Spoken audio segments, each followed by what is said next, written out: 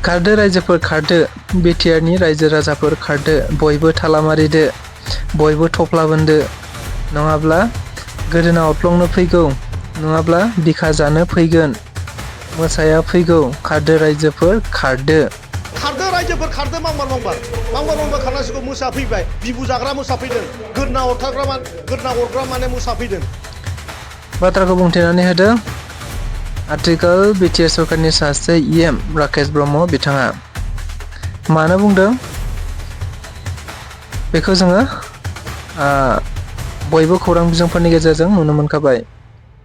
खुलुमबाय, गिबियावनो सोरजिदो क्रिएटिभिटी इउट्यूब चेनेलाव बरायनानै लानाय जालायबाय। लोगोसे नोंथांमोनहा सानफ्रामबोनि बेबायदि आपडेट मोनबाय थानो लुबैदोंब्ला चेनेलखौबो जाहाथे साबस्क्राइब खालामनानै लायो बेखौनो गुरै खावलायबाय। जों बयबो मिथिगौ बिटिसि बिसायख'थिया गेजेराव आरो माखासे दानल' दंसै, जायखौ नोजोर बोनानै गुबुन गुबुन राजखान्थि दोलोनि दैदेनगिरि सोद्रोमा आरो गुबुन गुबुन राजखान्थि दोलोफोरा दायो बिसायख'थि फोसावदिंनाय हाबाफारिजों लोगोसे गुबुन गुबुन मेल मिटिंफोरखौबो राजखान्थि दोलोनि गेजेराव सावरायलायनाय हाबाफारिफ्रा सोलिबाय थाबाय एबा गावजों गावनि गेजेराव अजद होलायनाय दान्थे बिदान्थे सोंखारिलायनायफोरा सोलिजेनबाय एबा सोलिगासिनो दङ। बेबायदिनो मिथिनो मोनबाय थादोंमोन थारैनो बिपिएफ राजखान्थि दोलोनि गोबांथार सोद्रोमा दैदेनगिरि आरो गुबुन गुबुन राजखान्थिजों सोमोन्दो थानाय सुबुंफोरा समाजारि बिजोंनि गेजेरजों दायो टाइगार इज बेक होननानै बुंबाय थादोंमोन। डेट मिन्स हाग्रामा महिलारिखौ फैफिनगौ होनदों। हाग्रामा महिलारि बिथांखौ टाइगारजों रुजुनानै अदेबानि मोसाजों रुजुनानै टाइगार इज बेक, मोसाया फैफिनगौ होननानै समाजारि बिजोंनि गेजेरजों बयबो हगारबाय थादों दायो। बेखौ नोजोर बोनानैनो गुबुन गुबुन समाव गुबुन गुबुन राकेश ब्रह्म बिथांजों लोगोसे इउपिपिएल राजखान्थि दोलोनि दैदेनगिरिफोराबो बाथ्रा बुंबोदों बेनि सायाव। थिग बेबायदिनो दाबो आरोबाव राकेश ब्रह्म अदेबानि बिटिआरनि सासे इएम इउपिपिएलनि दैदेनगिरि बिथाङाबो टाइगार इज बेक बाथ्राखौ लानानैनो खौरां बिजोंफोरनि गेजेराव गोबांथार बाथ्रा बुंदों, जेराव बिथाङा बुंथिनानै होदों गिबियावनो खारदो रायजोफोर खारदो, बिटिआरनि रायजो राजाफोर बयबो थफ्ला बोन्दो, थालाफोरा मारिदो, मोसा फैगौ, टाइगार फैगौ, नङाब्ला गोदोना अरफ्लंगोन, नङाबा बिखा अरफ्लंगोन बायदि बायदि बाथ्रानि गेजेरजों टाइगार इज बेकखौ बुंनाय जादों। मानोना मोसाया मानसिफोरखौ जायो, मोसाया मानसिफोरखौ उदखार खालामो, मोसाया मानसिफोरजों थानो हाया, अदेबानि मोसाया मानसिफोरनि थाखाय खैफोद गोनां। बे बाथ्राखौ नोजोर बोनानैनो बिथाङा बुंनानै होदों थारैनो बिटिआरनि रायजो राजाफोरा बयबो थफ्ला बोननानै खारखादो, बयबो गावबा गावनि न'आ थाला मारिखादो, नङाब्ला मोसाजों बिखा अरफ्लंजागोन, नङाब्ला गोदोनाफ्रा अरफ्लंजागोन। बेखायनो खारदो बयबो रायजो राजाफ्रा खारदो होननानै बिथाङा खौरां बिजोंफोरनि गेजेरजों गोख्रों रावफोरजों बुंथिनानै होदों। मिथिनो मोननाय बायदिब्ला बे बाथ्राखौ बिथाङा मैया गसाइगावआव बाहागो लाफैनायाव खौरांगिरिफोरनि गेजेरजों बुंथिनानै होनायखौ नुनो मोननाय जादों।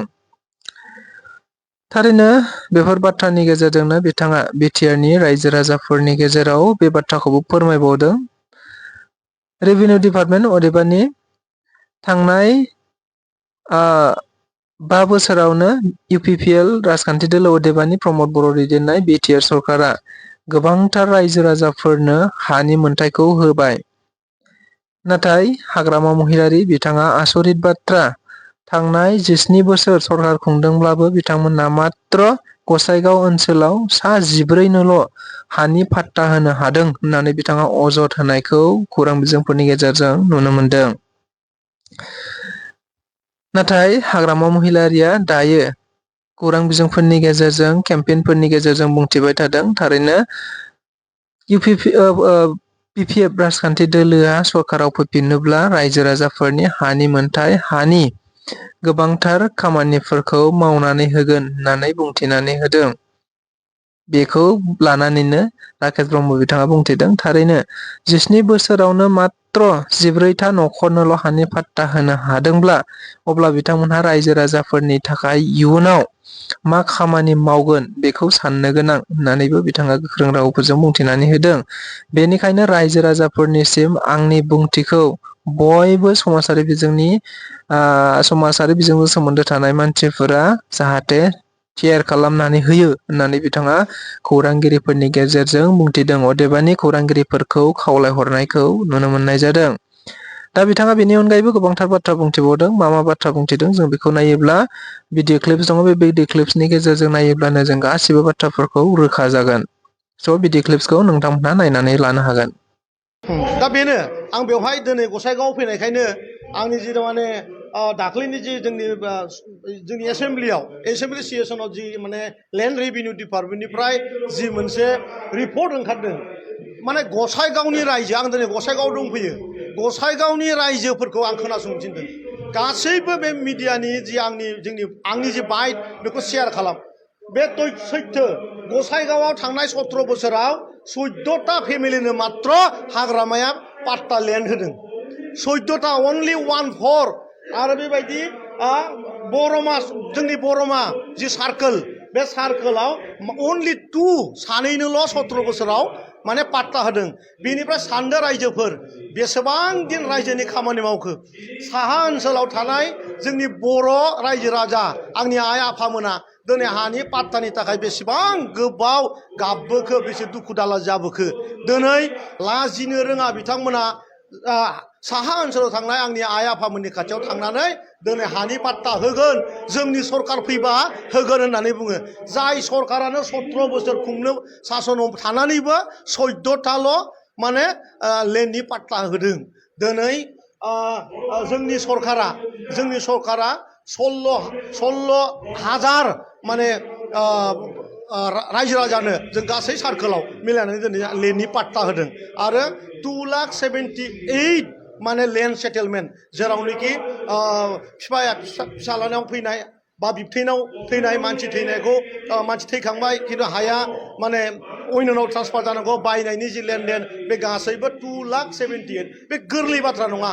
बे मानगोनां प्रमद बर' बिथांनि जि मिशन, जे बैसोमुथि आरो मोनसेया जाहैबाय लेन्ड पाट्टा मेला, बे मोननै ओरैबायदि हाबाफारि, जाय हाबाफारिया दिनै जोंनि बिटिआरआव थानाय जि हानि समस्या अलमस्ट 50% चेक माने जोङो माने बेखौ मावनो हादों होननानै आङो माने गोग्गानानै बुंनो हायो।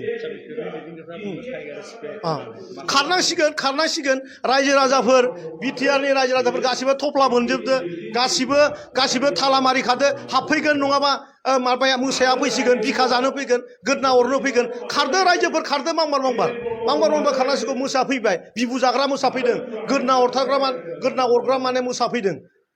गोजोन्थों। खारनांसिगोन रायजो राजाफोर, बिटिआरनि रायजो राजाफोर गासिबो थफ्ला बोनजोबदो, गासिबो थाला मारि खादो, हाबफैगोन नङाबा माबाया मोसाया फैसिगोन, बिखा जानो फैगोन, गोदना अरनो फैगोन। खारदो रायजोफोर, खारदो मांबार खारनांसिगौ। मोसा फैबाय, बिबु जाग्रा मोसा फैदों, गोदना अरग्रा माने मोसा फैदों। गोजोन्थों।